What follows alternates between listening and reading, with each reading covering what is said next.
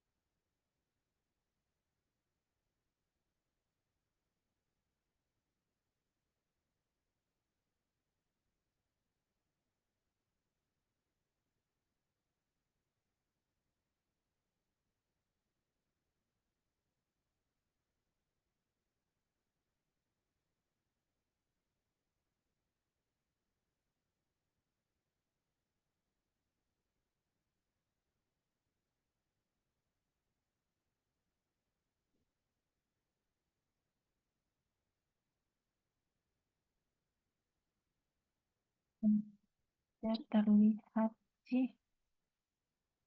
Apakah terlihat?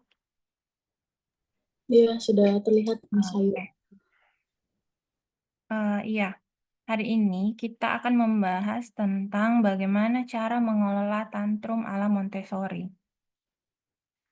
Mengapa kemudian ini menjadi hal penting di Montessori? Karena tantrum itu dianggap sebagai hal yang secara alami akan secara natural itu akan dialami dengan anak. Tidak ada anak yang tidak pernah tantrum. Karena setiap manusia itu punya emosi dan eh, tantrum itu adalah cara anak mengekspresikan emosi yang dirasakannya. Nah, pertanyaannya, bagaimana cara Montessori itu mengelola tantrum? Nah, apa sebenarnya itu tantrum?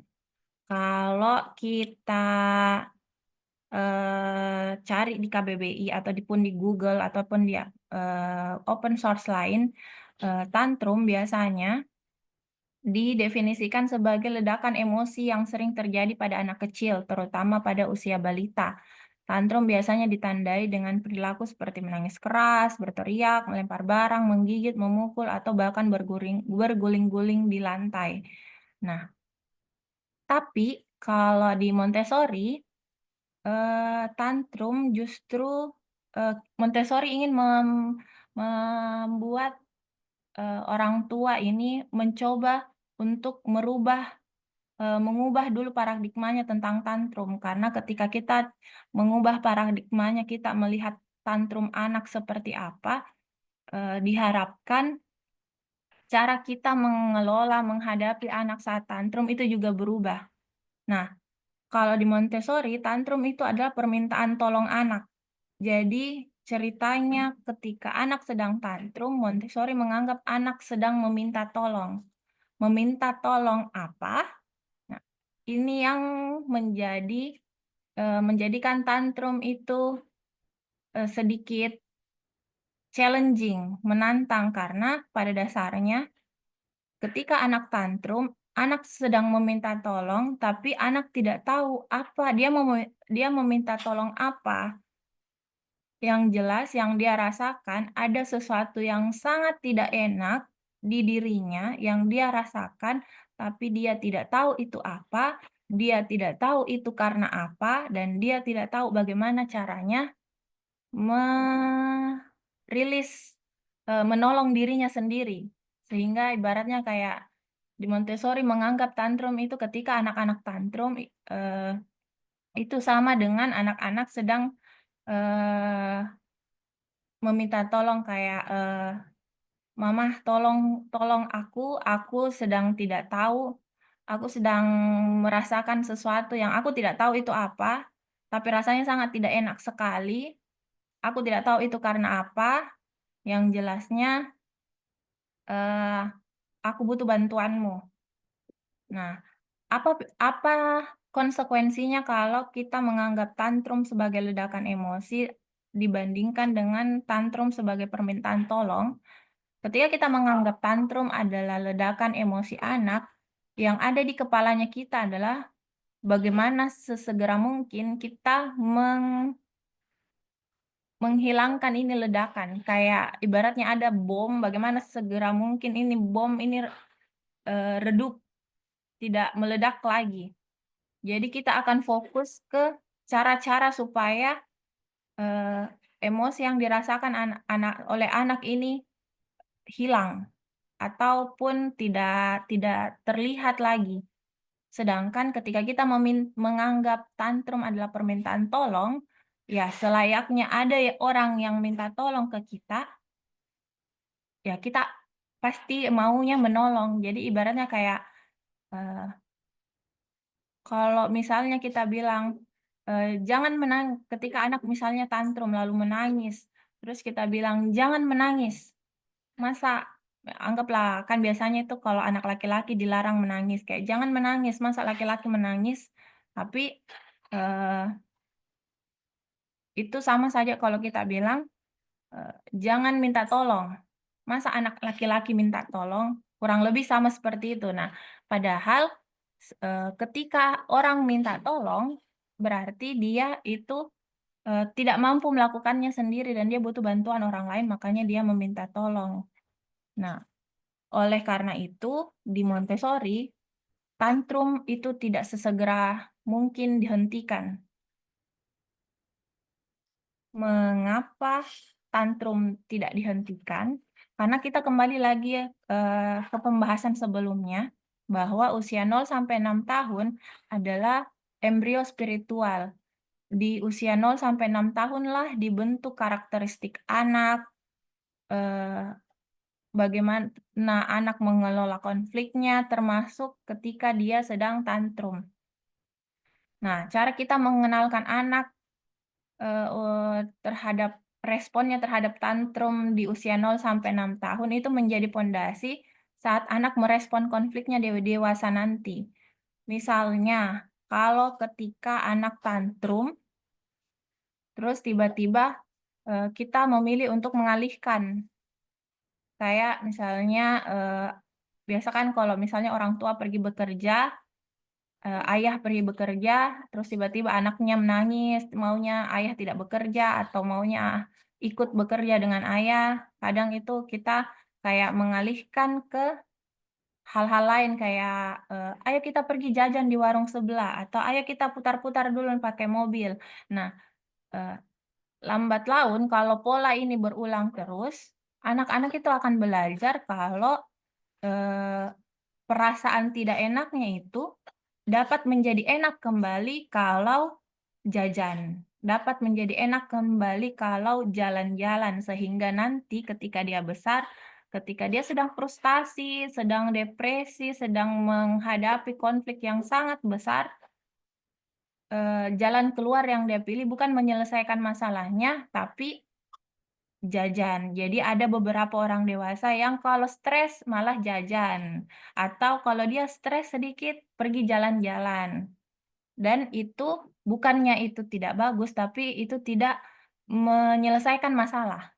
Jadi justru mengalihkan masalah, mengalihkan perhatian kita dari masalah, padahal, masalah ini belum selesai, masih ada. Makanya itulah kenapa kita mau sejak dini, sejak usia 0 sampai 6 tahun ini, di usia 0 sampai 6 tahun ini kita berusaha untuk mengenalkan anak, cara merespon tantrumnya. Oke, kamu punya perasaan yang sangat tidak enak, nanti mama atau ayah bantu kamu untuk mengenali, menganalisa, dan mencari solusi sama-sama tentang perasaanmu yang tidak enak itu. Nah, selanjutnya, ini biasa, beberapa kendala yang ditemui oleh orang tua biasanya adalah ketika mencoba menerapkan cara mengelola tantrum yang, secara lebih gentle, biasanya itu mendapat, apa ya, kalau tanda petik julid dari, orang-orang di sekelilingnya, kayak misalnya, "Ah, kamu dulu tidak begitu, tapi tetap jadi manusia, tetap Joko sukses, tidak dikasih begitu." Kan banyak beberapa, di media sosial itu selalu membandingkan, tentang gentle parenting sama, eee, VOC parenting, yang kita kan kalau zaman saya dulu, menangis itu menandakan kita cengeng, menangis itu menandakan kita lemah, sehingga ketika kita menangis orang tua, apalagi terkhususnya orang tua saya itu selalu, mmm, apa ya, mengeluarkan kata-kata kayak, "Ah, masa biar begitu saya menangis? Ah, cengengnya berhenti menangis." Eee, Justru, eee, toh pada akhirnya pada saat dewasa, eee, kan sukses Joko, maksudnya istilahnya, tidak tidak se tidak separah itu saat kau stres, saat kau, konflik. Karena yang kita mau adalah, eee, kalau di Montessori yang kita mau itu ketika anak punya masalah, dia tidak keluar ke orang lain, ke lingkungan lain, ke hal-hal lain di luar dirinya untuk menyelesaikan masalahnya, tapi dia melihat kembali ke dalam dirinya dan menyelesaikan masalahnya secara mandiri. Nah, tapi biasanya itu orang-orang di sekitar itu menyeletuk kayak, "Ah, kamu dulu tidak dikasih begitu, Ji, tapi toh kamu aman-aman, Ji, sekarang baik-baik, Ji." Nah, ini yang namanya survivor bias atau bias pada, penyintas. Ketika eee, model satu model parenting diterapkan dan ternyata ada yang berhasil dan ada yang tidak, tapi kita fokus ke yang berhasil dan melupakan yang tidak berhasil, itu menjadi survivor bias. Karena nyatanya harusnya kita lebih fokus ke yang tidak berhasil. Banyak ternyata, eee, anak-anak yang dulunya, dilarang mengekspresikan perasaannya, dilarang untuk meresapi perasaannya, itu kemudian menjadi, sulit mengemukakan perasaannya atau kalau stres sedikit, mentalnya langsung down, atau berapa banyak angka bunuh diri yang meningkat di zaman sekarang atau berapa banyak orang datang ke psikolog, psikiater untuk berusaha menenangkan dirinya sendiri karena tidak sanggup menghadapi konfliknya di, saat dewasa. Makanya, kalau teman-teman mendengar kalimat seperti ini, "Ah, kamu dulu tidak begitu, Ji, tetap Ji jadi manusia, baik-baik Ji saja," itu, eee, tidak usah dipikirkan karena ini nih, masuk ke dalam perangkap yang namanya survivor bias. Nah, selanjutnya, ini adalah, faktor-faktor di Montessori, kita tidak hanya diajarkan untuk mengelola tantrum, tapi kita juga diajarkan untuk mencegah tantrum itu terjadi.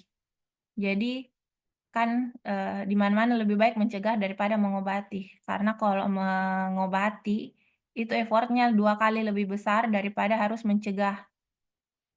Kalau mencegah effortnya tidak terlalu sebesar apalagi draining energinya itu tidak terlalu sebesar saat kita mencoba merespon tantrum. Nah, kalau di Montessori itu ada 3 penyebab tantrum. Yang pertama itu kebutuhan fisiknya, terus kebutuhan mental, lalu kebutuhan tumbuh kembang. Nah, untuk kebutuhan fisik yang pertama itu, eee, jadi kalau kita melihat tantrum sebagai permintaan tolong, jadi ketika anak menangis itu anak sedang meminta tolong, sebenarnya tantrum itu terjadi sejak kapan? Sejak anak lahir. Cuma ketika anak lahir, newborn, kita masih bisa apa ya, kita masih bisa kayak prihatin, ikut, eee, empati sama anak karena kita tahu, oh ini anak memang baru lahir dan belum bisa apa-apa, belum bisa bicara, belum bisa bergerak, ke mana-mana selalu digendong dan lain-lain. Nah, eee, sehingga untuk usia 6 bulan ke bawah, Eee, sebagian besar tantrum itu terjadi karena, kebutuhan fisik yang tidak terpenuhi. Apakah dia lapar? Kapan terakhir kali dia makan? Apakah ini sudah waktunya menyusu? Atau apakah dia sedang sakit? Adakah yang luka? Apakah perutnya tidak nyaman? Lagi kembung kah? Kan kalau bayi itu bahkan ada fase di mana, kadang bayi itu bisa menangis sampai 2 jam karena, kolik atau perutnya kembung. Terus terakhir itu bagaimana istirahatnya, kapan terakhir kali dia tidur, bagaimana kualitas tidurnya, nyenyak kah atau sering terbangun-terbangun.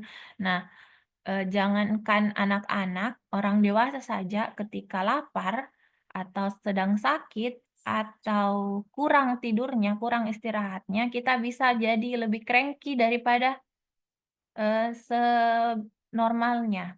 Kalau lebih rewel daripada yang biasanya, apalagi kalau anak-anak yang belum tahu sebenarnya apa yang saya butuhkan dan, bagaimana cara memenuhi kebutuhan itu.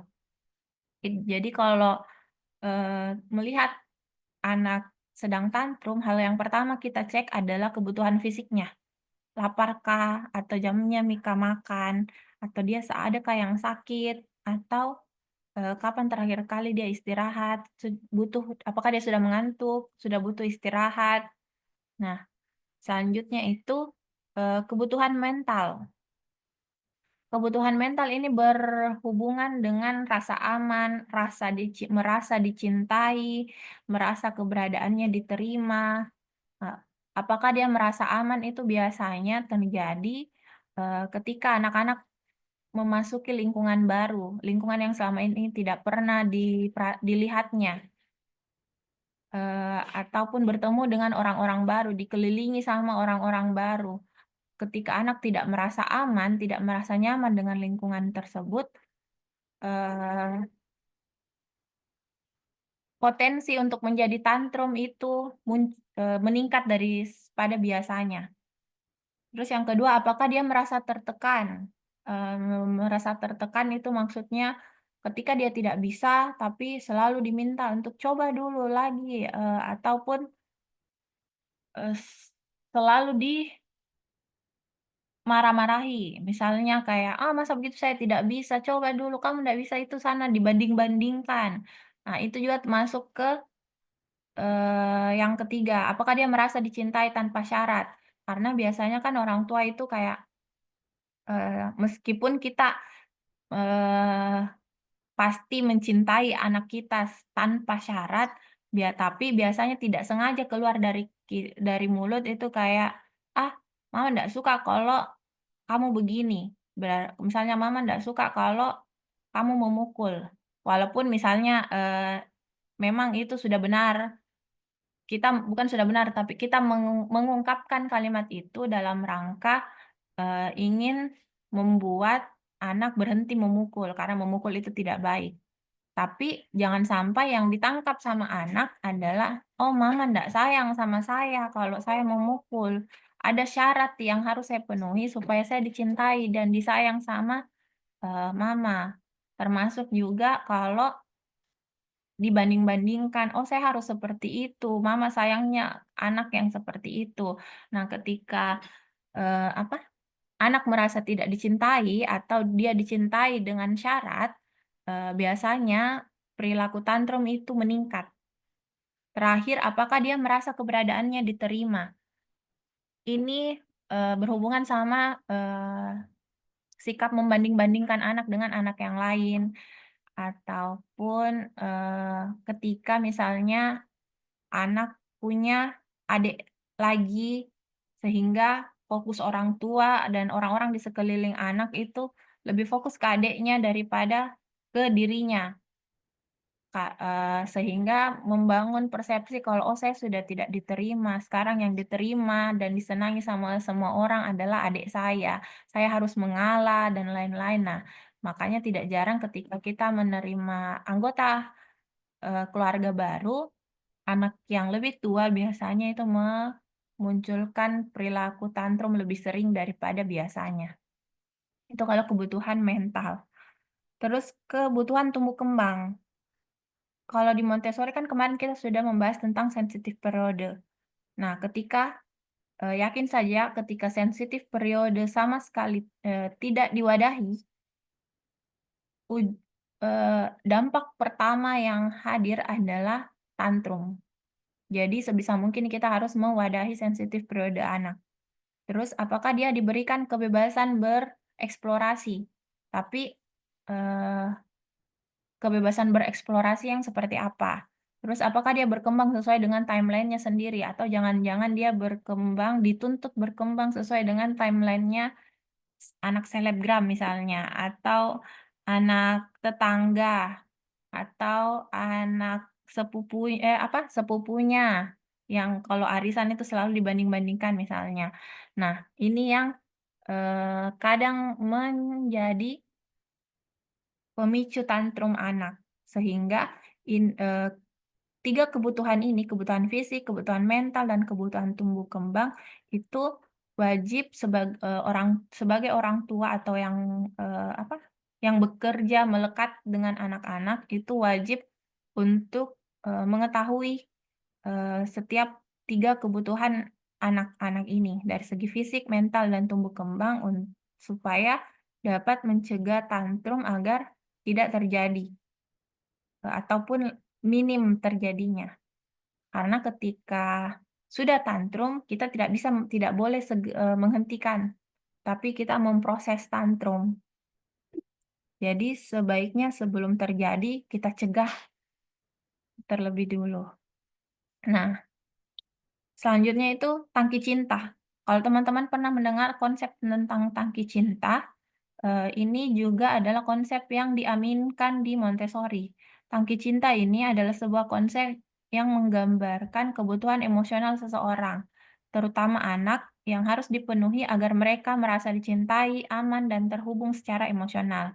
Dalam hal ini, tangki cinta diibaratkan seperti sebuah tangki air yang harus diisi secara rutin agar tidak kosong.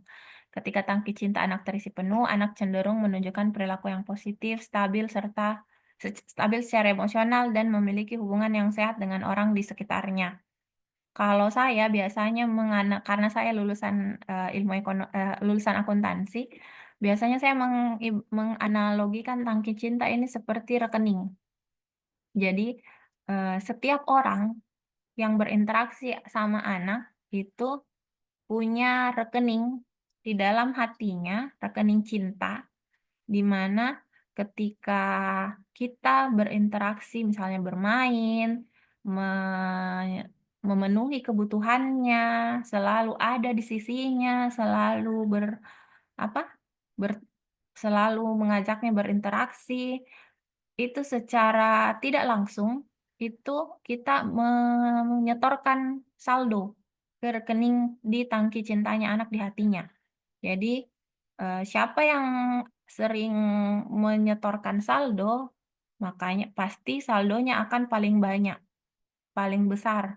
Sedangkan ketika kita memarahi anak, kita membentak, kita memukul secara tidak langsung, itu kita seperti menarik uang. Jadi saldonya itu berkurang sedikit demi sedikit. Ketika saldo kita minus, anak itu akan menjadi senggol bacok ke kita. Jadi ibaratnya kayak, apa ya, mama ini selalu sibuk, tidak pernah tidak pernah ajak saya main, tidak pernah ajak saya cerita, tidak pernah, eee, perhatikan, misalnya makan pun tidak ditemani, disuruh makan sendiri, ataupun apa ya biasanya, hal-hal sederhana itu saya langsung dimarahi, itu setiap kali itu terjadi minus minus minus ditarik lagi rekeningnya sampai akhirnya nanti minus. Ketika minus, sedikit saja yang harusnya misalnya, kita cuma panggil namanya saja, itu sudah, eee, apa ya, sudah negatif nih pemikirannya anak ke kita, apalagi nih mau dimarahi, Kak. Jadi, eee, makanya penting untuk selalu mengisi tangki cinta. Bagaimana caranya mengisi tangki cinta? Untuk jangka pendek, teman-teman itu bisa untuk kayak, eee, apa ya, kayak membelikan hadiah, memberikan pujian yang sifatnya material itu, adalah tangki cinta jangka pendek. Ibaratnya kalau hadiah itu sudah tidak misalnya, memberikan mainan baru, tapi kalau mainan baru itu sudah lama dimaini, sudah tidak terasa baru lagi, sudah hilang efek tangki cintanya itu sudah hilang. Nah, untuk jangka panjangnya adalah, kita harus tahu apa bahasa cintanya anak. Ada beberapa anak yang bahasa cintanya itu sentuhan fisik, ada beberapa anak yang bahasa cintanya itu quality time, ada beberapa anak yang bahasa cintanya itu, pujian dan lain-lain atau, ada 5 bahasa cinta itu. Nah, itu yang harus kita tahu dan, eee, senantiasa setidaknya 30 menit dalam sehari atau 1 kali dalam sehari itu kita berikan ke anak. Kalau misalnya, bahasa cintanya anak itu adalah quality time, setidaknya dalam sehari adalah 30 sampai 1 jam kita betul-betul quality time sama anak. Tidak ada yang ganggu gadget, pekerjaan, urusan apapun itu tidak ada sama sekali yang ganggu 1 jam, khusus untuk anak main berdua.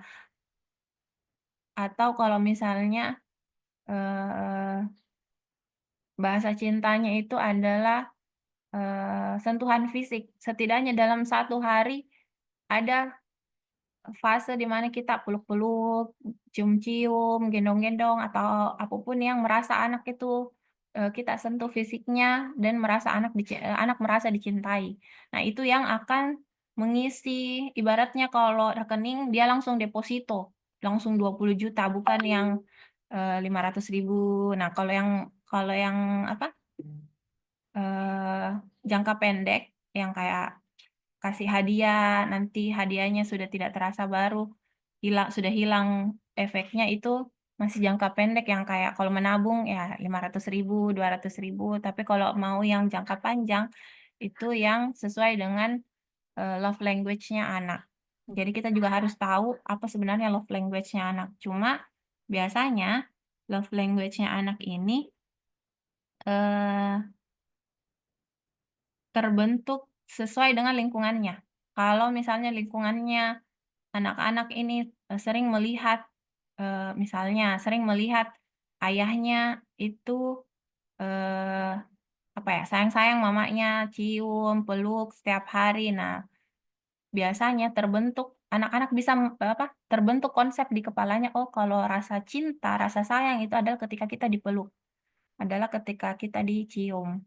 Atau misalnya dia selalu dilayani setiap hari, sehingga terbentuk konsep kalau, oh, rasa cinta itu ketika kita dilayani, ketika kita diambilkan makan, ketika kita disuapi, atau, dia selalu dikasih hadiah dari siapapun yang ketemu, omnya kah, siapapun, karena misalnya dia cucu pertama dari anak pertama sehingga, dia ibaratnya jadi tahta tertinggi di keluarga, eee, se ketika keluarga bertemu dia selalu ada hadiah. Nah, itu bisa jadi, terbentuk konsep di anak-anak kalau ketika kita diberikan hadiah, berarti kita di situlah kita dicintai. Sehingga, kita bisa melihat ke sekeliling kira-kira, bahasa cintanya anak itu apa.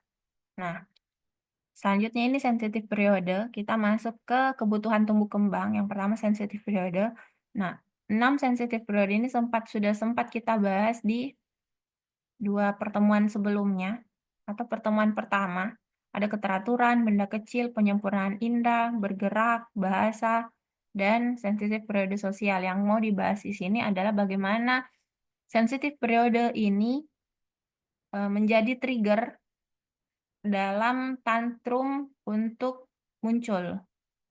Misalnya keteraturan. Jadi kan kita tahu usia 0 sampai 6 tahun itu sangat sensitif akan keteraturan. Keteraturan itu bukan berarti semua barang harus rapi, sensitif atas keteraturan itu lebih ke rutinitas.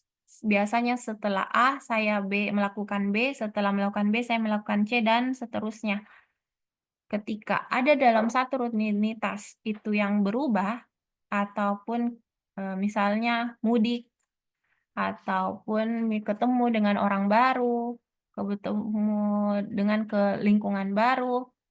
Nah, biasanya itu anak akan tantrum karena dia tidak dapat memprediksi apa yang terjadi setelahnya. Kan kalau misalnya di rumah dia sudah tahu, oh habis melakukan A, saya akan melakukan B, habis itu saya akan melakukan C. Tiba-tiba harusnya D, tapi tiba-tiba berubah langsung Z. Apa ini? Kenapa ini berubah? Setelah ini apa? Dia akan menjadi lebih anxious, lebih was-was sehingga eee, yang tadinya dia bisa memprediksi, "Oh harusnya ini, kenapa bukan ini?" Itu akan membuat anak menjadi lebih gampang tantrum. Sehingga untuk usia 0 sampai 6 tahun sebisa mungkin hindari eee, perubahan yang tiba-tiba. Perubahan itu tidak apa-apa, tapi jangan tiba-tiba.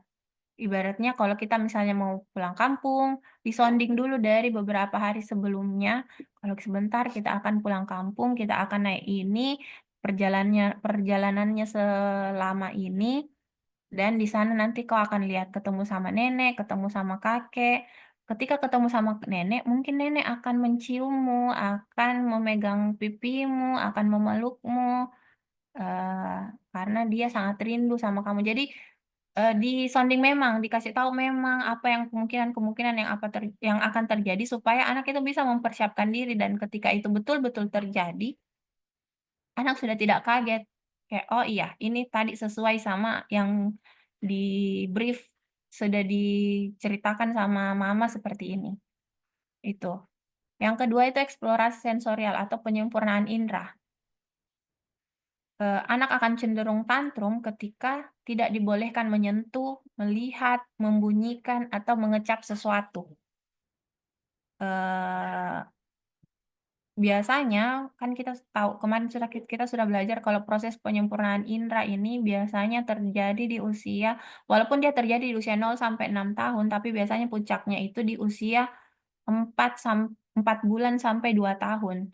Jadi, di fase puncak ini untuk menghindari tantrum terjadi, sebisa mungkin kita memberikan mainan, aktivitas, ataupun, pekerjaan ke anak yang bisa dia sentuh, bisa dia lihat, bisa dia bunyikan, dan bisa dia masukkan ke mulut. Kalau misalnya menyentuh, melihat, membunyikan kan biasanya itu, ya kita bisa biarkan, tapi untuk dimasukkan ke mulut kan kadang kita khawatir itu kotor. Itu tidak higienis dan bisa menyebabkan, anak sakit. Sehingga, untuk mencegah itu kita bisa menyiapkan, apa, aktivitas atau mainan yang memang tidak apa-apa karena eee, kita berekspektasi kalau apapun yang dipegang oleh anak itu pasti masuk ke mulutnya. Apalagi di usia 4 bulan sampai 2 tahun, karena kita sudah tahu suatu saat ini mainan akan masuk ke mulutnya, maka berikan mainan yang kalau masuk ke mulutnya itu tidak masalah. Kayak apa? Kayak benda-benda di rumah, kayak apa ya, kalau saya itu dulu kemarin tuh kayak perlengkapan dapur, sendok, garpu, alat masak.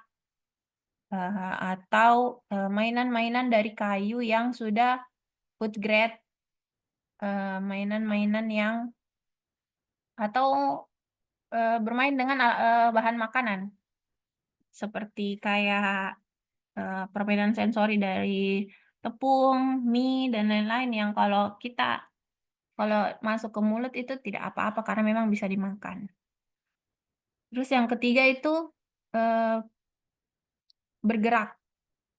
Nah, bergerak ini kan kita sudah belajar kemarin kalau ada fase di mana khususnya di usia 1,5 sampai usia 3,5 tahun ataupun 4 tahun, itu ada fase di mana anak-anak ini bukan tidak mau berhenti bergerak, tapi memang tidak bisa berhenti karena memang dia sedang menyempurnakan gerakan-gerakannya, menguatkan otot-ototnya lewat bergerak.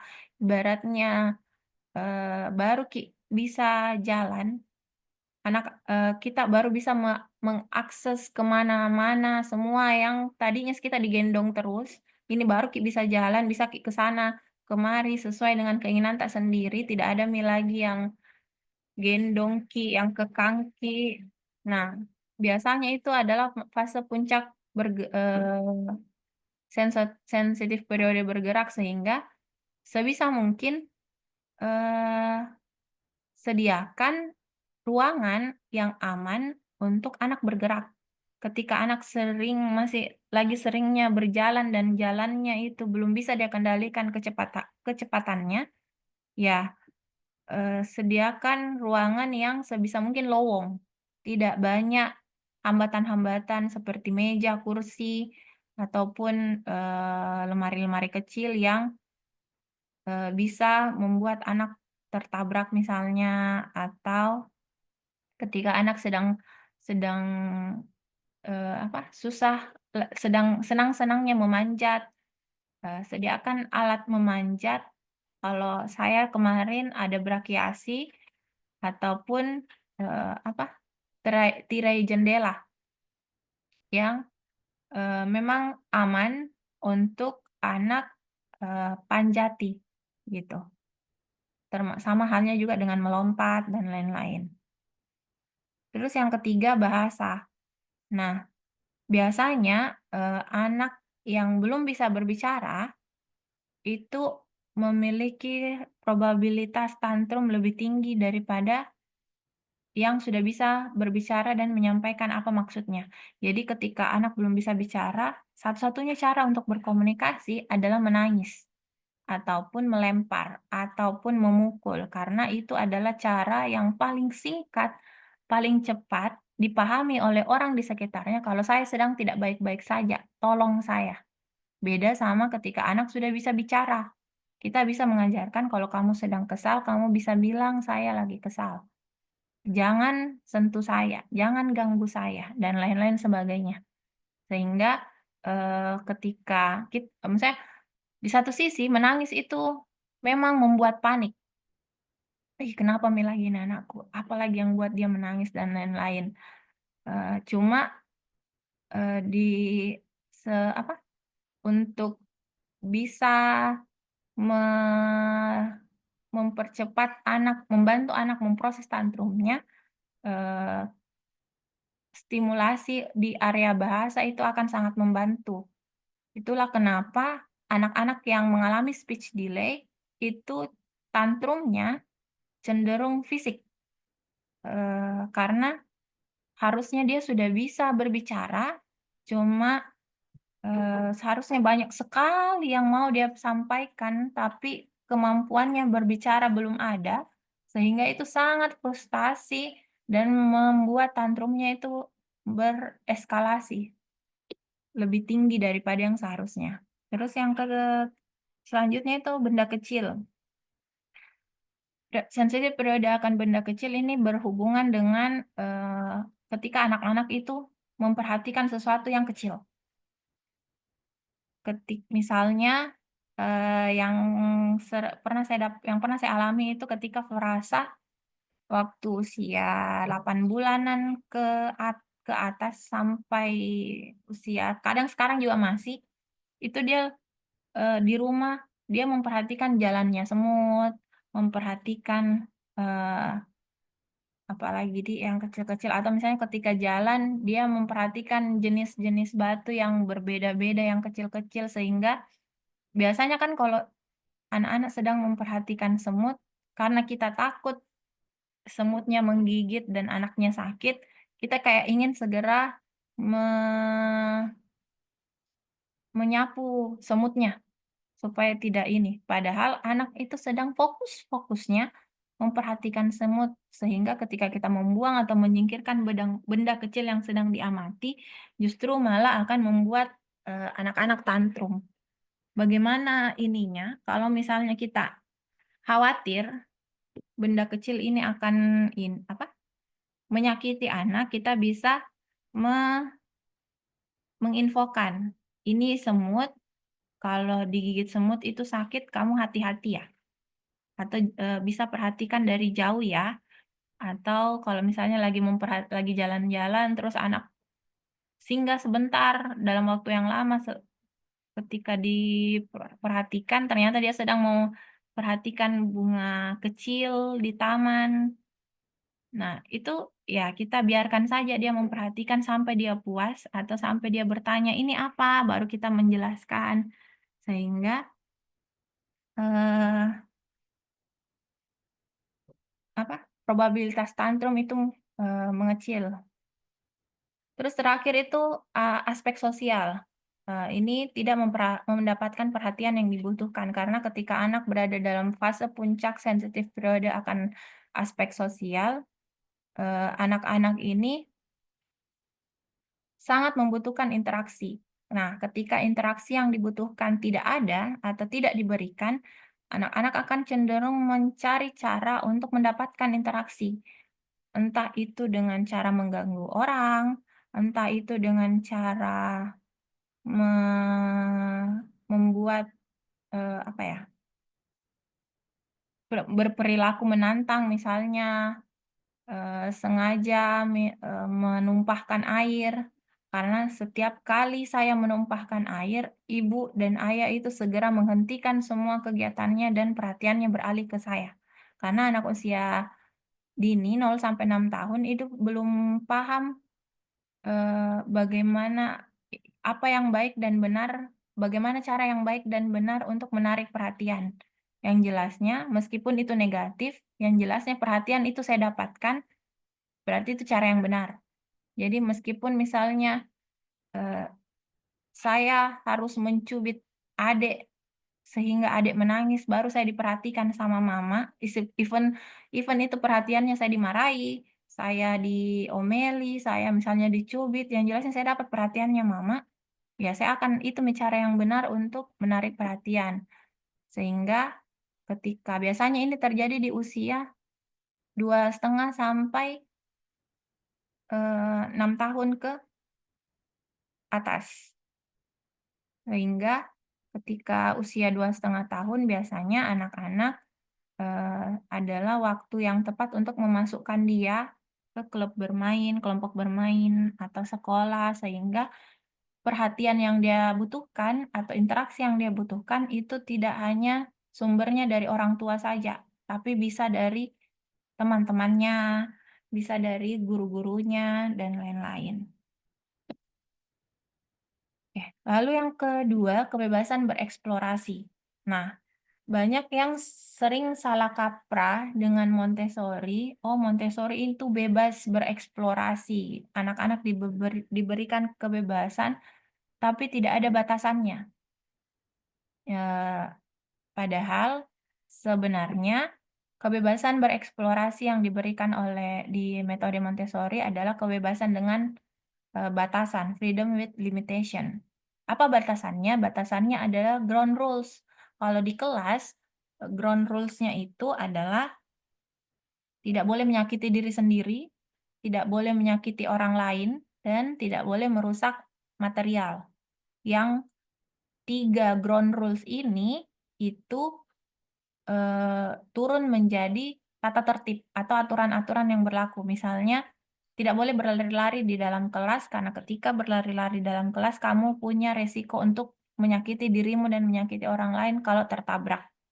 Kalau kamu menabrak rak, kalau kamu menabrak temanmu, dan lain-lain sebagainya. Atau, tidak boleh, atau menggunakan suara ketika di dalam ruangan menggunakan suara di dalam ruangan, suara kecil karena ketika kamu berteriak di dalam ruangan, konsentrasi teman-temanmu itu terganggu.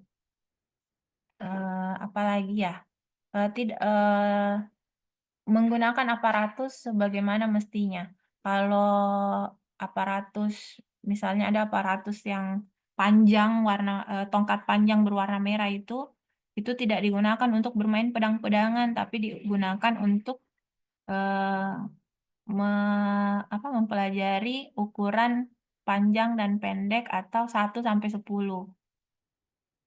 Sehingga, apalagi, sehingga sebenarnya dari 3 ground rules itu bisa turun menjadi tata tertib yang, banyak turunannya. Nah, ini teman-teman juga bisa terapkan di rumah dengan tambahan-tambahan yang sesuai dengan value keluarga. Misalnya kalau di rumah datonya Frasa itu tidak boleh bermain dengan bahan makanan. Jadi, ketika Frasa pulang kampung, tidak ada lagi sensory play pakai beras, pakai kacang ijo, tapi sensory play-nya ya pakai pasir asli, main di lumpur, main daun-daunan di pohon, dan lain-lain. Nah, bisa juga teman-teman, tambah sesuai kalau misalnya apalagi untuk keluarga-keluarga di Indonesia yang dalam satu rumah itu tidak cuma satu keluarga, tapi banyak keluarga kan biasa, masih ada yang tinggal sama orang tua, masih ada yang tinggal sama tante, om, dan lain-lain yang ground rules ini harus disepakati sama seluruh isi rumah. Jadi kalau dalam satu rumah ada kakek, ada nenek, ada tante, ada om, itu semua harus disepakati. Jadi kalau bisa ketika anak-anak sudah bisa diajak diskusi, kita susun ground rules-nya sama-sama. Apa yang boleh dan tidak boleh dilakukan di rumah. Dan harus konsisten. Selama itu di rumah, jam berapapun itu, siapapun itu di rumah ini tidak boleh memukul, misalnya. Tidak boleh memakai suara nada tinggi meskipun dalam marah. Atau misalnya kita sudah sepakati kalau sama anak dan lain-lain kalau, sebelum makan siang atau sebelum makan siang tidak boleh ada waktu nonton.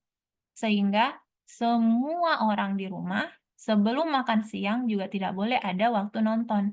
Jangan cuma berlaku di anak-anak saja karena itu akan me membuat eksepsional kalau, "Oh, saya ini masih anak-anak.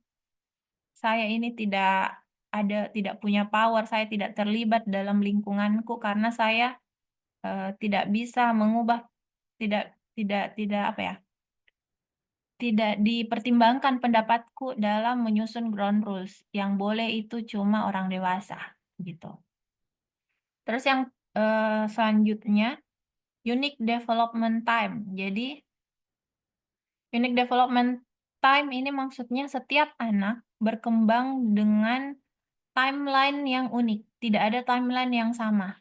Jadi, eee, konsekuensinya adalah kita menghormati individualitas anak-anak. Ada anak-anak yang sudah bisa bicara di usia 18 bulan misalnya, tapi ada juga yang baru 3 tahun baru bisa. Ataupun ada anak-anak yang pensil gripnya sudah bagus di usia 2 tahun, tapi ada anak-anak yang sulit sehingga membutuhkan pengulangan-pengulangan. Ada anak-anak yang gampang sekali belajar dari mendengar saja, tapi ada juga anak-anak yang butuh dipraktekkan, butuh diulangi berkali-kali baru paham. Nah, sehingga membuat kita itu membebaskan diri dari standar tunggal. Maksudnya apa? Jangan karena anak si A begini, kita juga, oh berarti misalnya anak si A usia 2 tahun sudah tahu kalkulus, berarti memang, setiap nah sedangkan anakku 2 tahun bicara pun masih sepotong-sepotong, belum lengkap satu kalimat. Ih, apakah anakku ini terlambat? Sehingga kita menjadikan, mem-pressure anak-anak untuk, "Ayo coba kamu bilang," begitu, memaksa anak untuk berkembang tapi menggunakan timeline-nya anak lain. Cuma, yang perlu dipahami unique development time ini bukan berarti karena kan banyak orang tua yang bilang, "Ah, kan tiap anak-anak beda ya."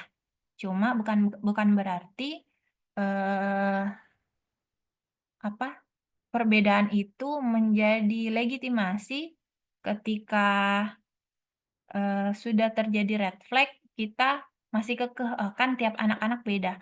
Ada, eee, red flag itu disusun, apa ya, dirumuskan sesuai dengan, ilmu perkembangan tumbuh kembang anak. Jadi ketika di usia 3 tahun tapi tidak ada satupun kata yang bisa dia ucapkan, itu sudah termasuk red flag. Ataupun belum bisa mengucapkan 2 sampai 3 kata, itu sudah bisa termasuk red flag dan kita tidak seharusnya berlindung di kalimat, "Oh, tiap anak-anak kan beda." Karena, ketika anak-anak sudah red flag, itu menjadi, penghambat, dalam mengoptimalkan potensinya. Sehingga sebagai orang tua kita wajib tahu, milestone perkembangan atau tugas perkembangan, pencapaian perkembangan tiap usia. Dan itu yang kita pelajari kemarin dan kemarin itu saya juga sudah sertakan dari Rumah Inspirasi checklist milestone di usia 0 sampai 6 tahun. Jadi, bisa dicek, apakah sudah sesuai atau, masih ada yang, ini, butuh dilatih lebih. Jadi kalau sudah red flag, jatuhnya itu bukan lagi stimulasi, tapi intervensi. Anak butuh terapi, anak butuh, pengobatan khusus misalnya dan lain-lain. Lalu, eee, ketiga ini, dukungan lingkungan. Dukungan lingkungan ini maksudnya karena kita tahu fase anak berkembang itu dengan timeline-nya sendiri, sehingga kita tidak kita menyediakan lingkungan yang mendukung dalam artian, eee, kalau di Montessori itu satu anak itu berbeda kurikulumnya sama anak yang lain. Ada anak-anak yang, belum diberikan misalnya aktivitas, memindahkan kelereng dengan trigrip tong karena memang belum usianya.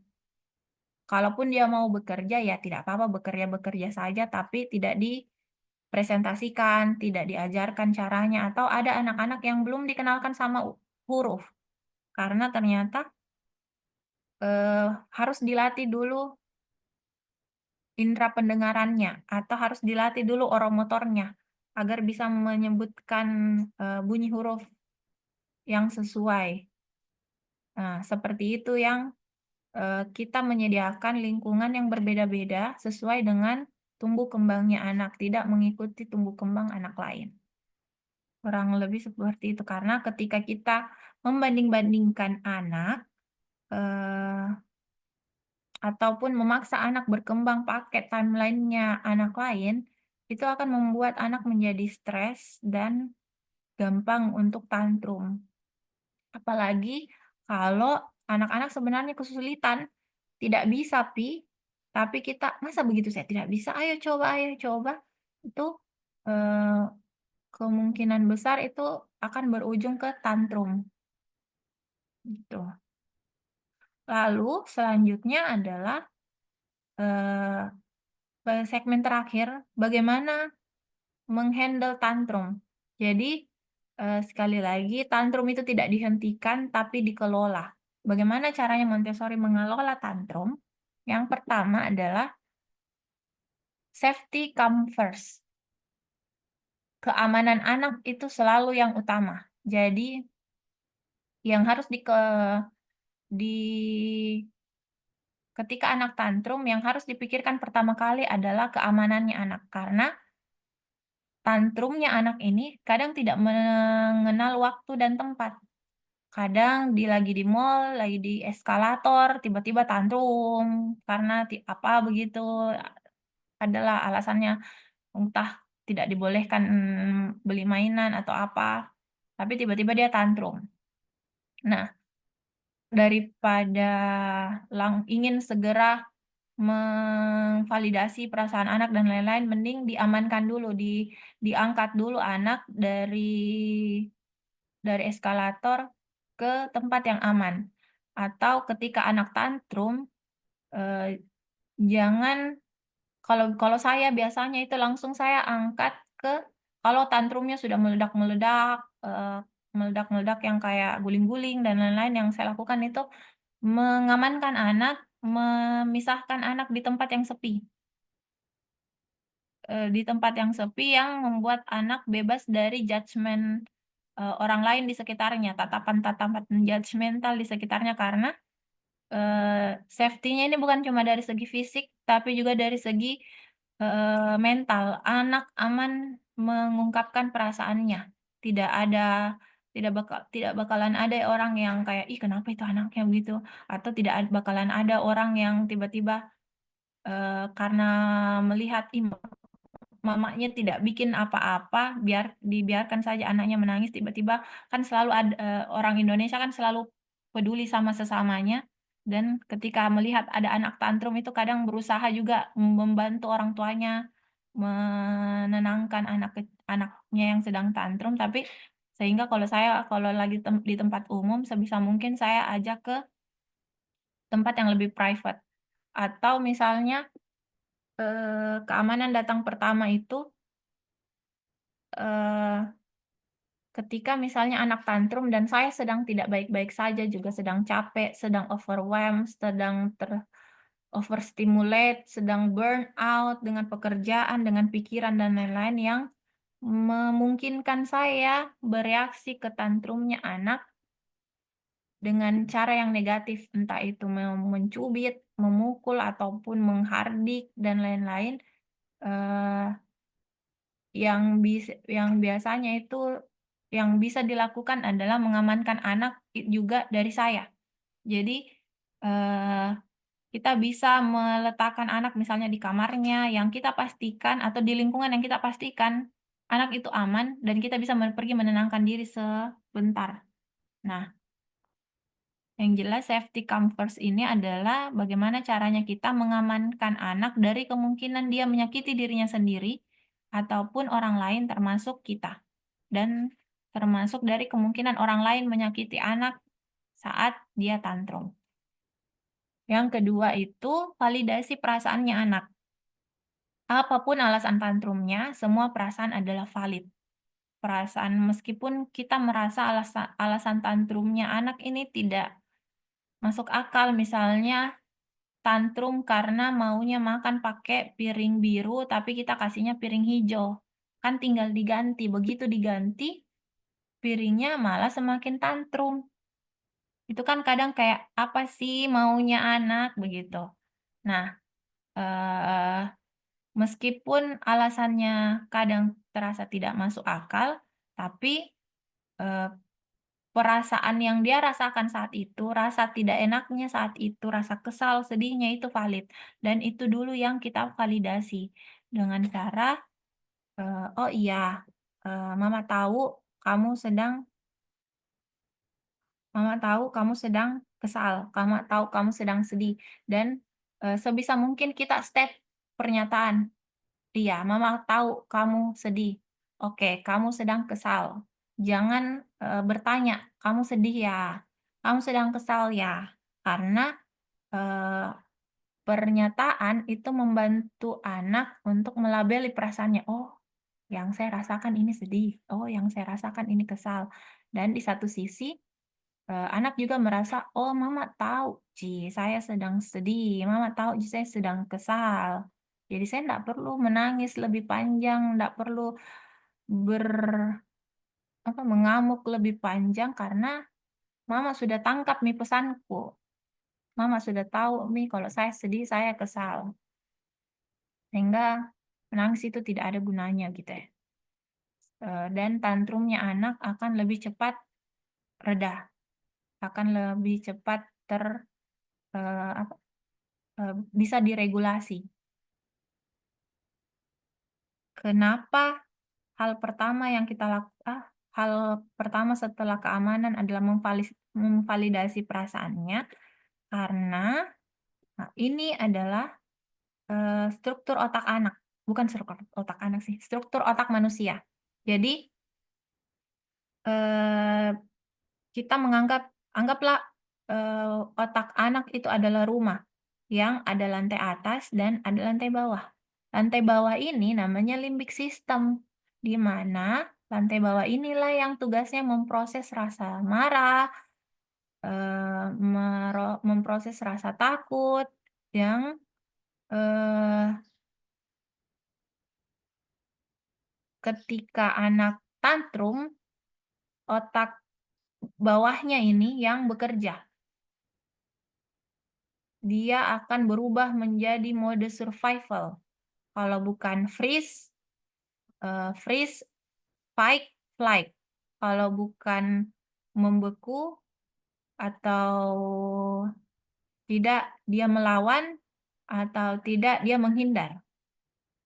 Kalau bukan dia menerima, ini membeku itu dalam artian dia menerima semuanya, semua respon terhadap dirinya itu dia diterima, atau dia melawan semua respon. Jadi kalau dia tantrum, kita juga tantrum, dia lebih lawan lagi tantrumnya kita. Atau flight, menghindari masalahnya. Itu tugas otak bagian bawah. Nah, otak bagian atas atau biasa disebut prefrontal cortex anak ini adalah yang bertugas untuk berpikir, menganalisa, merencanakan, semua kerja-kerja logika itu masuk di sini, termasuk, problem solving juga masuk di, tugasnya prefrontal cortex ini. Nah, ketika anak sedang tantrum ketika anak sedang tantrum, tangganya ini yang membuat anak bisa mengakses lantai atas dengan untuk berpikir, mengambil keputusan, problem solving dan lain-lain, menggunakan logikanya itu tertutup. Jadi tangganya yang tidak bisa diakses, ter-shutdown. Yang aktif itu bagian bawahnya, bagian emosinya. Jadi ketika kita memaksakan anak untuk menjelaskan, "Kamu itu, ini mama tidak boleh karena begini begini begini." Jadi kita menjelaskan secara logis kenapa sesuatu itu tidak boleh ketika anak sedang tantrum, itu adalah hal yang sia-sia. Karena anak tidak bisa memproses apapun yang kita jelaskan, karena, prefrontal cortex atau lantai atasnya ini tuh mati total. Yang bekerja adalah amigdalanya, lantai bawahnya yang limbik sistemnya yang bekerja. Sehingga hal pertama yang harus kita, eee, apa, yang harus kita lakukan adalah memvalidasi perasaannya. Semakin cepat kita validasi, semakin cepat anak menerima validasi, "Oh, ini mama sudah tahu nih." Semakin cepat tangganya ini terbuka sehingga semakin cepat anak bisa kita ajak untuk berlogika, memikirkan solusi, atas, memikirkan solusi atas ininya, masalahnya. Nah, eee, permasalahannya, bukan permasalahannya, faktanya prefrontal cortex anak ini baru akan sempurna di usia 24 tahun. Baru akan berkembang secara sempurna di usia 24 tahun, sehingga apa konsekuensinya? Konsekuensinya, ya sampai usia 24 tahun, kadang, emosi anak akan, kalau di Montessori itu 24 tahun ke bawah, itu masih dianggap sebagai anak-anak. Karena, otaknya prefrontal cortex-nya belum sempurna, dalam artian anak-anak belum, di usia 24 tahun ke bawah, itu belum bisa mengambil keputusan secara bijak, belum bisa menganalisa dengan lebih holistik dan lain-lain, sehingga masih butuh bantuan orang lain, orang dewasa. Makanya, eee, tantrum ini kalau di Montessori tugas orang dewasa itu mendampingi anak-anak dalam artian 24 tahun ke bawah dalam mengelola tantrumnya, termasuk ketika nanti masuk fase remaja, ketika, anak-anak maunya apa, lagi fase pencarian jati diri, membangkang, dikasih aturan, tidak terima, maunya mengerjakan aturannya sendiri karena merasa sudah paling paham akan dunia ini. Nah, itu juga, eee, apa, proses berpikirnya saat anak sedang tantrum seperti itu adalah, sama, limbik sistemnya yang bekerja dan tangga untuk mengakses logika, problem solving, berpikir secara kritis itu lagi, tertutup. Sehingga penting untuk memvalidasi dulu perasaan anak, baru kita kasih solusi. Itulah kenapa lahir yang kemarin sudah kita pelajari, connect before correct. Mengaktifkan karena connect before correct berusaha untuk connect dulu ke anak, sebelum mengoreksi kesalahan-kesalahan anak, itu akan mengaktifkan bagian otak yang tepat. Karena, apa, bagian otak yang pada saat anak tantrum, bagian otak yang bekerja kan itu limbik sistemnya. Dengan memvalidasi perasaan anak, kita berusaha connect kembali dengan anak. Jadi ibaratnya anak ini saat tantrum, dia tidak terkoneksi dengan dunia di sekitarnya. Sehingga ketika kita validasi, kita mempercepat proses connect dengan lingkungan sekitarnya. Terus itu bisa mengurangi konflik, meningkatkan kepercayaan, dan mengajarkan regulasi emosi. Nah, biasanya yang membuat connect before correct ini sulit dilakukan oleh orang tua adalah ketika orang tuanya, adult-nya ini yang sedang tidak baik-baik saja, entah karena kecapean, overstimulasi, banyak pekerjaan, banyak pikiran, banyak masalah, sehingga ketika anak tantrum, orang tuanya yang lebih tantrum lagi. Nah, biasanya yang saya lakukan kalau saya sedang tidak baik-baik saja adalah ini, apa ya, ini saya hafalkan, meskipun datangnya tidak tulus dari hati, setidaknya yang keluar dari mulutku itu, hal-hal yang baik. Jadi, ini meskipun terkesan kayak robot, jadi, tetap saya hafalkan saja, "Mama tahu kamu sedang sedih, kamu boleh sedih. Mama ada di sini kalau kamu butuh bantuan menenangkan diri." Kalau masih setelah diucapkan itu masih menangis, ya nggak apa-apa, menangis saja. Misalnya menangisnya sudah lebih 15 menit, kita bisa ulangi lagi, "Kamu saat ini sedang sedih karena apa bla bla. Wajar kok kalau kamu sedih, nanti mama menunggu di sini ya sampai sedihmu reda. Nanti setelahnya itu masih menangis, kira-kira misalnya kalau saya sih set waktu 30 menit. Kalau anak-anak tantrum 30 menit, sudah divalidasi berkali-kali tapi tetap terus tantrum dan lebih dari 30 menit, karena saya biasanya batas kesabaranku itu masih sangat pendek, ya kurang lebih 30 menitan, beda sama bapaknya yang bisa lebih sabar. Nah, itu biasa langsung saya intervensi, "Kamu butuh bantuan untuk menenangkan diri, sini mama bantu."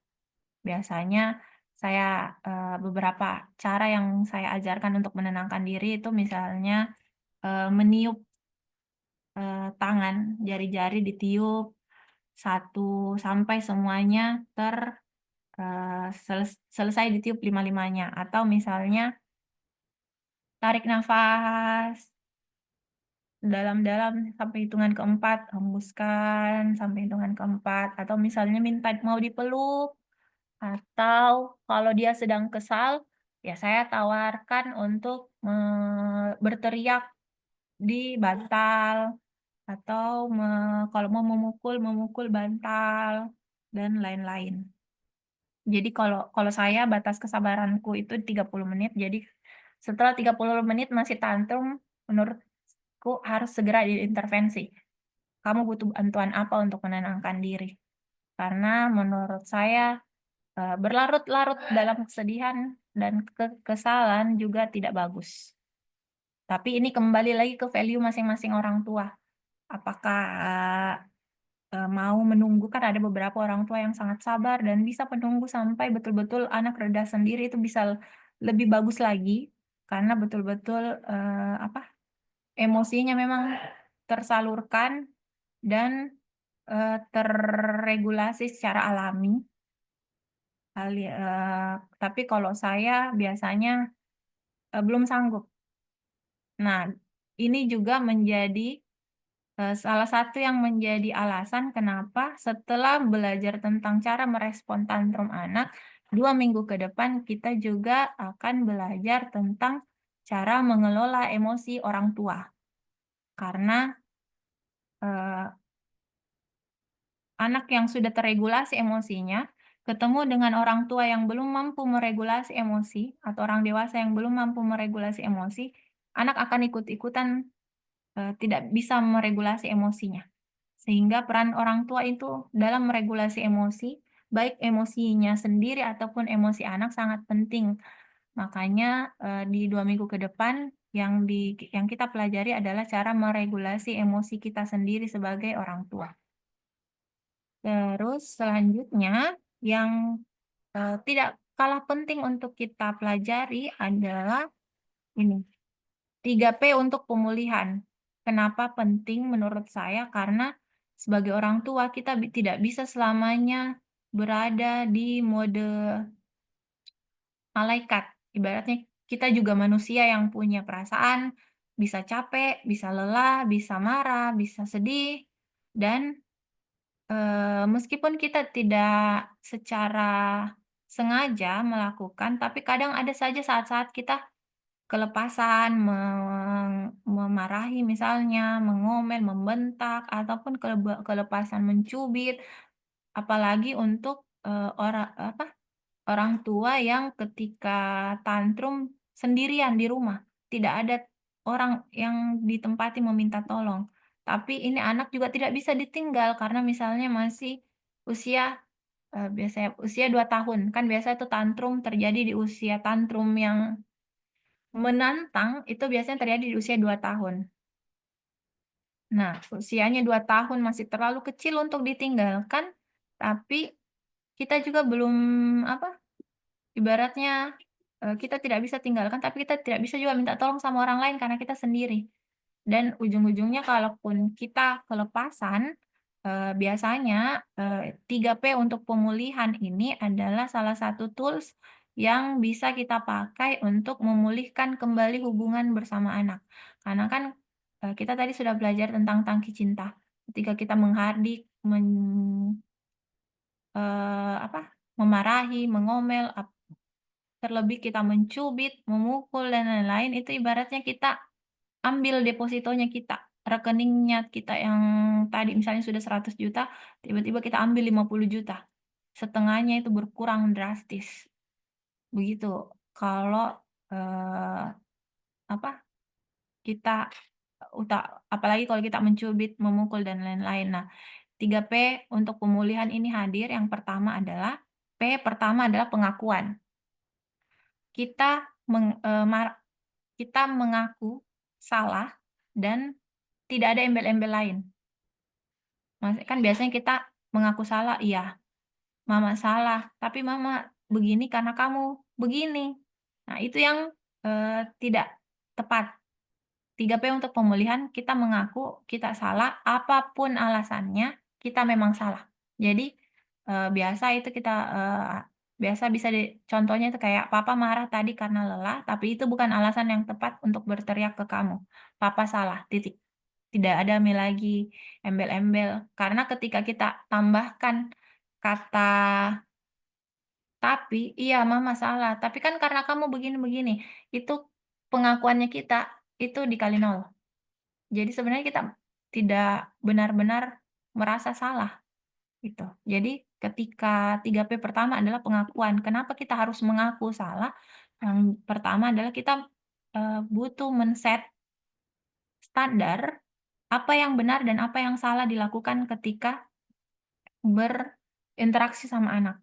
Kamu boleh kesal, kamu boleh sedih, kamu boleh marah, tapi memukul itu tidak boleh, termasuk orang tua. Jadi ketika kita kelepasan memukul, kita bisa bilang, eee, apa, "Papa tadi, eee, memukul kamu, papa salah." Pokoknya kayak langsung saja langsung saja mengaku salah, tanpa ada embel-embel alasan apapun itu di belakangnya. Yang kedua itu pemulihan, setelah kita mengaku, kita berusaha memulihkan hubungan kita. Kayak misalnya contohnya tadi ini, "Papa tahu tadi papa membuat kamu takut waktu berteriak. Papa minta maaf. Seharusnya papa bicara dengan lebih lembut."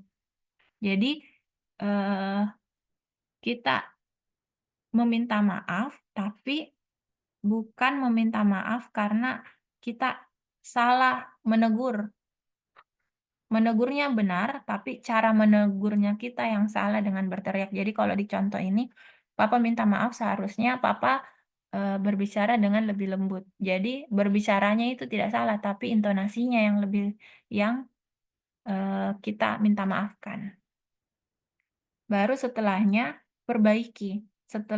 Biasanya pemulihan ini, akan membuat anak connect lagi ke kita, entah itu minta peluk kah, entah itu sudah mau melihat ke kita, kan biasanya kalau anak tantrum, kita tambah tantrum, anaknya juga ngambek ke kita, "Saya tidak mau lagi sama mama, saya tidak mau lagi sama bapak."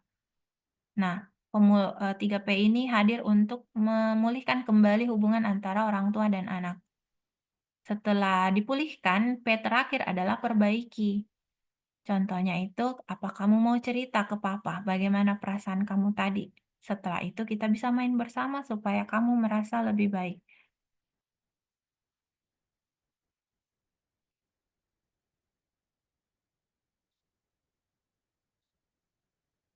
Nah, contoh yang lain adalah misalnya 3P untuk pemulihan, misalnya untuk pengakuan. "Mama tadi mama tadi membentak waktu kamu tumpahkan susu. Mama salah, itu tidak seharusnya terjadi." Nah, pemulihannya, "Mama minta maaf ya, mama tahu kamu tidak sengaja dan mama tahu kamu pasti merasa sedih saat dibentak. Perbaikinya bisa yuk kita lap bersama susu yang tumpah, setelah itu kamu mau bikin susu sendiri atau kamu mau susu yang lain?" Dan seperti itu. Karena di Montessori, kita tidak dituntut untuk menjadi orang tua yang sempurna, namun kita diminta untuk menjadi manusia yang bisa, merasakan emosi juga. Jadi kita perlu mengajarkan ke anak bahwa semua manusia, termasuk orang tuamu ini, juga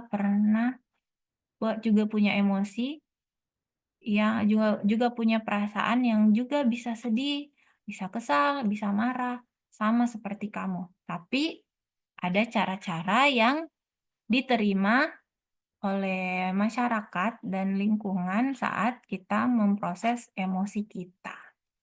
Kurang lebih seperti itu. Oke, kurang lebih seperti itu. Semoga, membantu,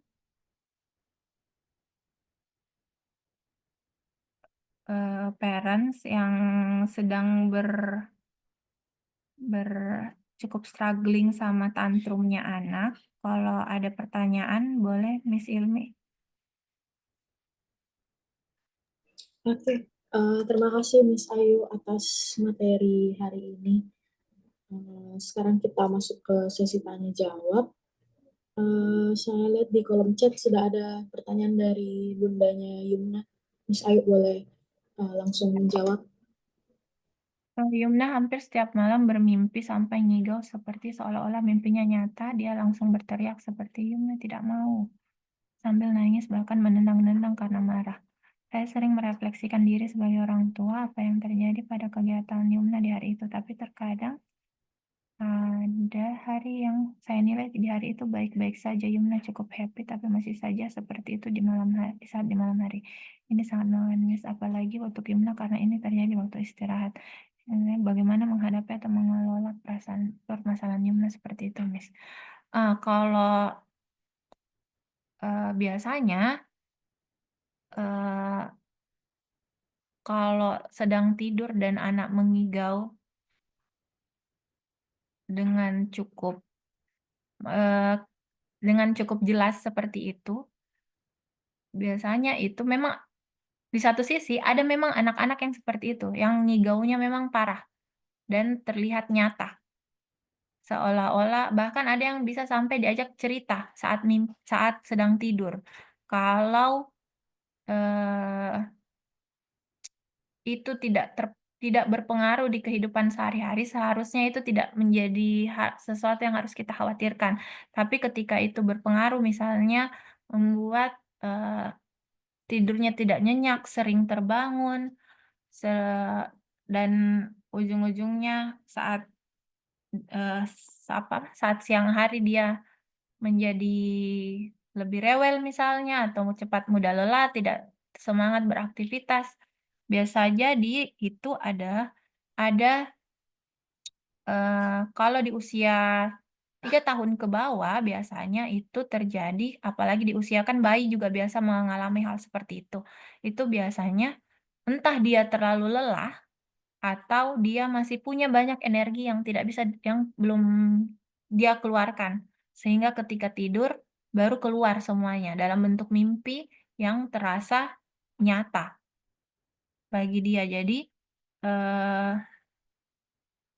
bundanya Yumna bisa mengobservasi apakah Yumna ini terlalu misalnya, terlalu sering screen time sehingga waktu bergeraknya kurang dan, dan di satu sisi sering makan makanan manis yang membuat energinya bertambah, tapi waktu bergeraknya kurang sehingga energinya itu mengendap di dalam tubuhnya. Atau dia terlalu lelah, terlalu banyak kegiatannya sehingga otaknya itu overstimulate.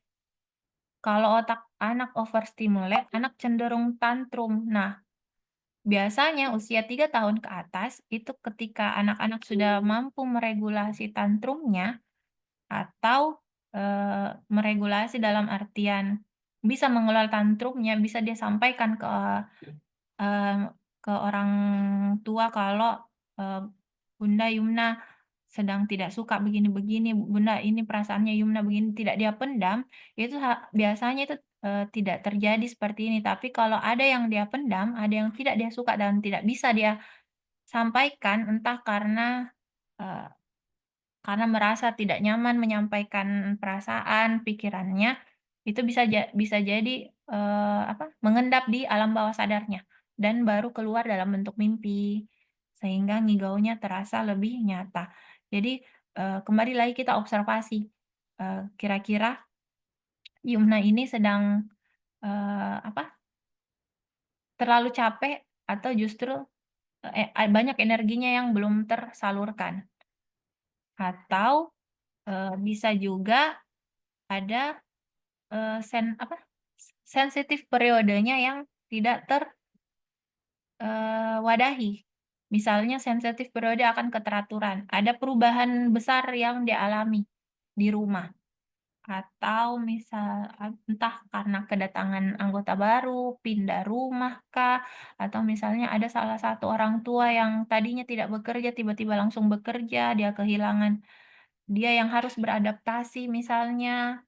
Atau misalnya yang tadinya dia di rumah harus dititipkan di rumahnya neneknya karena kedua orang tuanya bekerja. Nah, itu perubahan-perubahan yang sifatnya mendadak dan belum mampu dia terima itu juga bisa menumpuk menjadi, menumpuk di alam bawah sadarnya yang nantinya akan baru keluar di saat dia, tidur.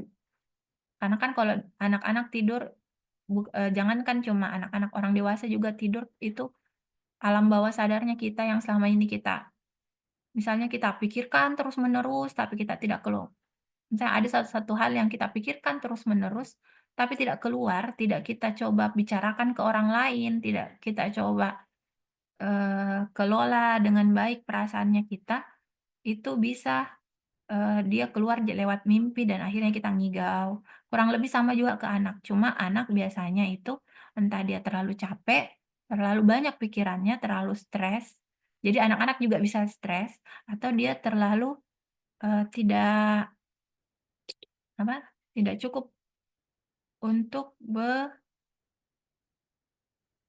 apa, tidak cukup waktunya untuk mengeluarkan energinya, gitu.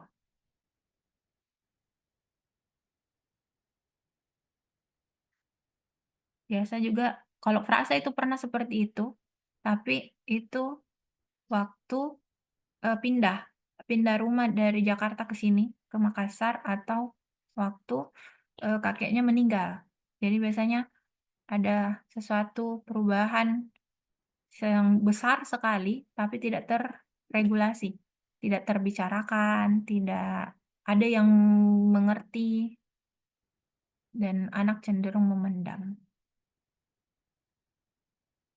Jadi boleh Bundanya Yumna observasi kembali, kalaupun misalnya tidak ada dan tetap, berlangsung dalam jangka waktu yang lama, nah bisa, eee apa, ban Bundanya Yumna cari bantuan profesional seperti psikolog anak atau kan, ahli hipnoterapis untuk tahu, ininya.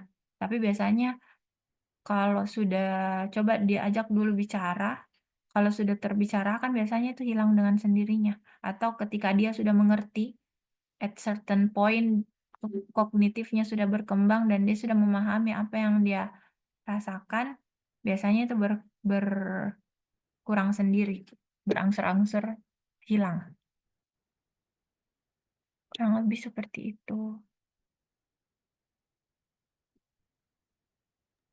Oke, terima kasih Miss Ayu atas jawabannya. Semoga Bundanya Yumna bisa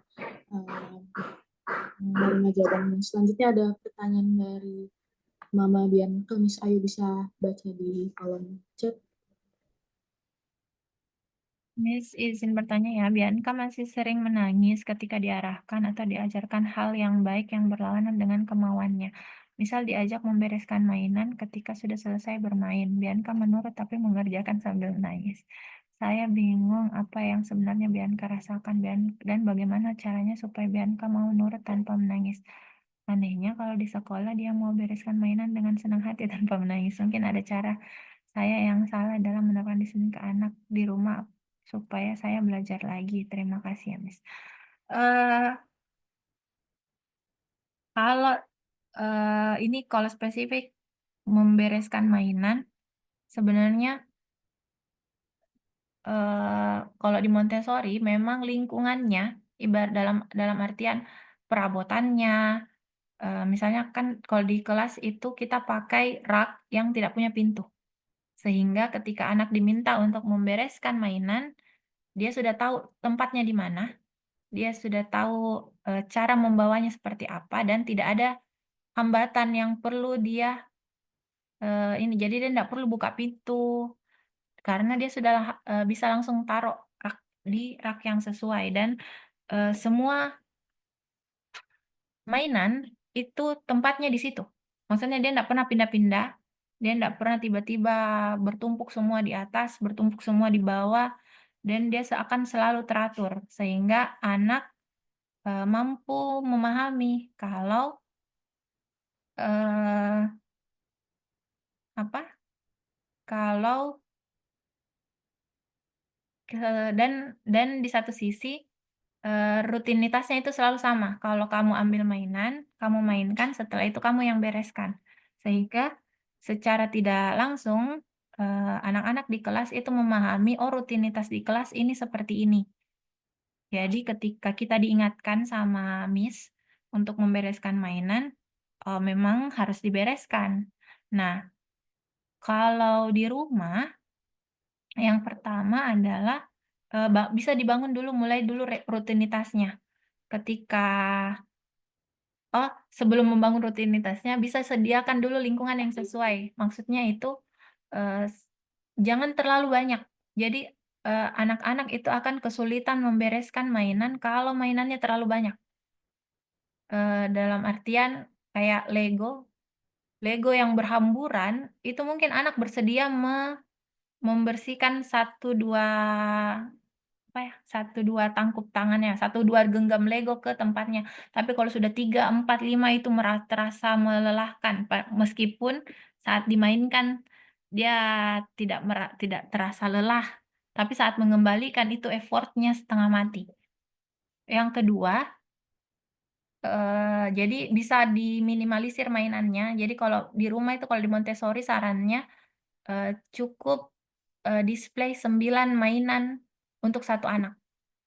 Dan, itu maksimal sekali 9 mainan dan 9 mainan ini yang akan dirotasi setiap bulannya. Kalau misalnya sudah bosan, tidak mau ada satu mainan yang tidak dimainkan, itu yang diganti dengan mainan baru yang, sesuai dengan tumbuh kembangnya dan minatnya anak. Itu yang kedua, jangan terlalu banyak, karena itu akan membuat anak overwhelmed. Yang kedua, eee eee, apa, kalau bisa mainannya itu jangan ditumpuk. Kan biasa itu, banyak kalau di kelas kan dipajang dan tidak ada yang tertumpuk. Kalau di rumah biasa saya perhatikan beberapa rumah teman-teman yang pernah saya datangi, mainannya itu tertumpuk dalam satu keranjang. Jadi ketika anak mau ambil mainan paling bawah, dia harus menghamburkan mainan yang di atas. Sehingga sebenarnya dia cuma mau main yang di bawah, tapi berantakan sebanyak karena mainan yang di atas berantakan. Jadi kayak, eee, saya sebenarnya cuma mau main yang di bawah, tapi masa saya harus, merasa anak-anak itu merasa ndak adil. Masa saya harus bereskan yang saya tidak mau maini? Itu yang kedua.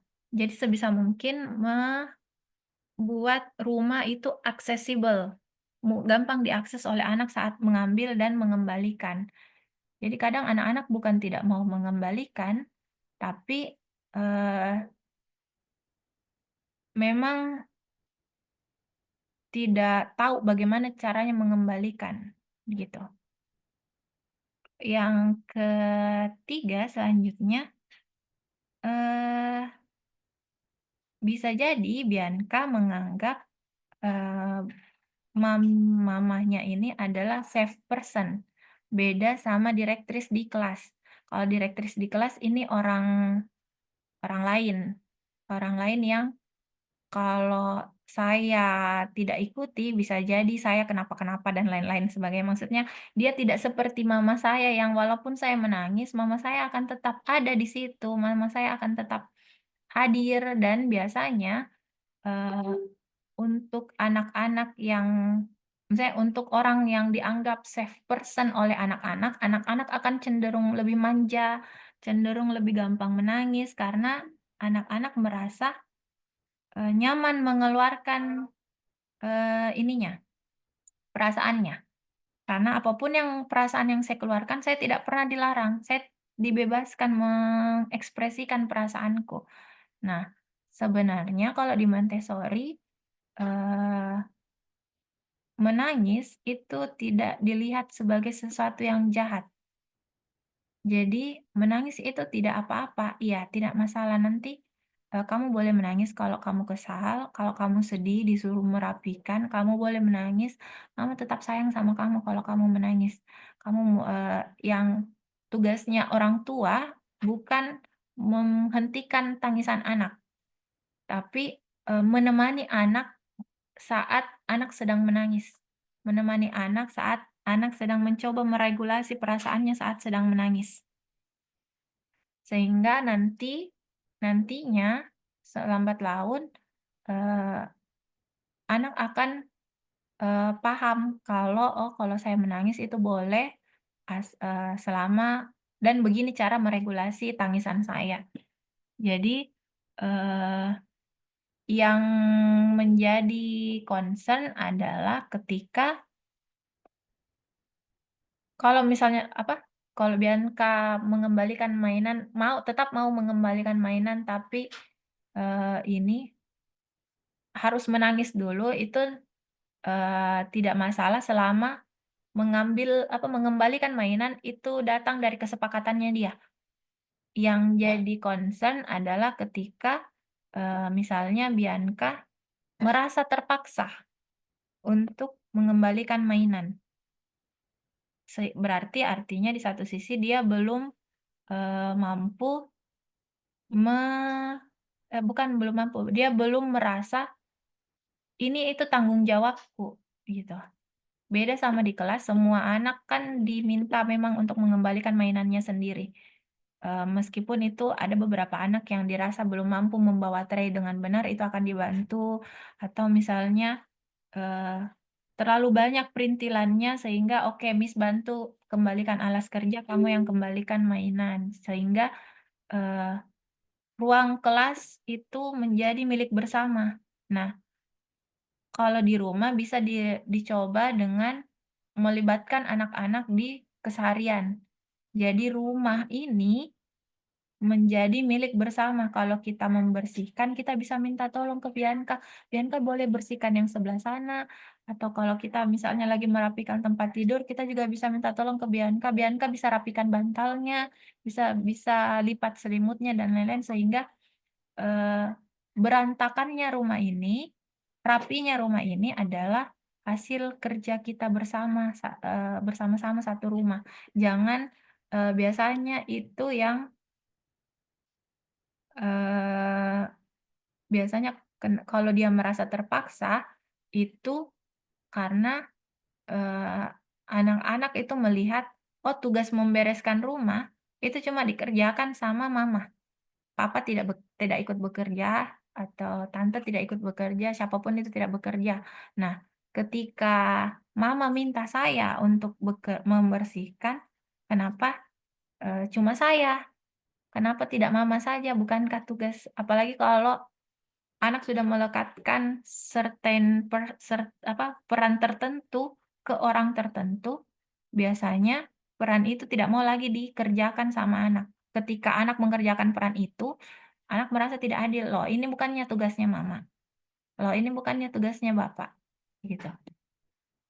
Sama juga kalau misalnya, biasanya itu ketika anak sudah berpikir, oh, tugasnya ayah mencari uang, tugasnya mama di rumah. Ketika mama tiba-tiba mau mencari uang juga dengan bekerja, anak akan tantrum. Karena, loh, bukannya tugasnya ayah itu yang mencari uang, tugasnya mama itu main sama saya.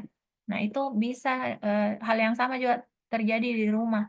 Jadi sebisa mungkin, kalau di Montessori, semua apa ya, anggota keluarga itu terlibat di kehidupan sehari-hari, sehingga tidak apalagi kalau misalnya ada tambahan-tambahan kayak, kan biasanya kalau saya sih biasanya kalau pulang kampung itu udah taunya, ih, kalau lihat Prasa ikut mencuci piring atau ikut mencuci nasi itu akan bilang, "Ih, kenapa ini, tugasnya anak-anak itu main, tugasnya anak-anak itu main." Ya, itu yang, apa, mem me apa ya, menguatkan legitimasi, "Oh, ini tugasnya ini tugasnya saya itu ini."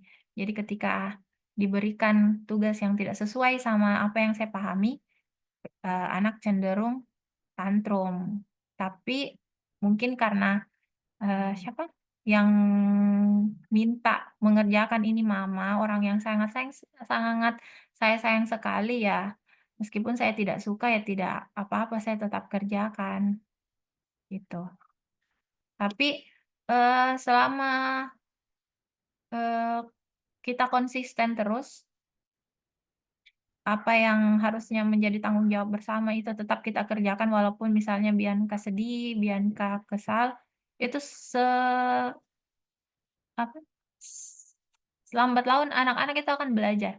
Kognitifnya juga akan berkembang, dia akan mau mulai memahami kalau, "Oh ini juga tugasku, ini juga tanggung jawabku sebagai, apa, anggota rumah ini," gitu. Jadi kalau ini lebih selama tidak ini ya, tidak selama mamahnya masih tetap sabar, mendampingi Bianca saat menangis, tidak malah ngomel, menjauhkan diri, menjauhkan apa, membuat hubungan antara Bianca sama mamahnya merenggang, menangisnya itu bukan jadi hal yang harus kita khawatirkan. Cukup temani saja dia, meregulasi emosinya saat menangis dan tetap konsisten kalau mau misalnya menerapkan satu ground rules, tetap konsisten, bersama-sama dikerjakan sampai nanti akhirnya anak akan paham sendiri tentang ground rules yang ada di rumah, gitu.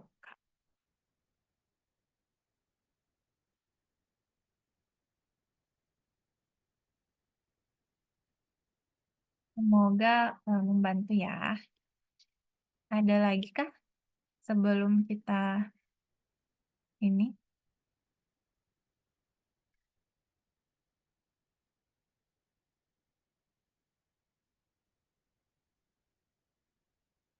Nah, 2 minggu ke depan itu akan membahas tentang cara kita sebagai adult itu meregulasi emosinya kita, dan akan dibawakan langsung oleh psikolog klinis yang, psikolog klinis dewasa yang memang, eee, fokusnya itu, konsentrasinya itu di, masalah regulasi emosi orang dewasa.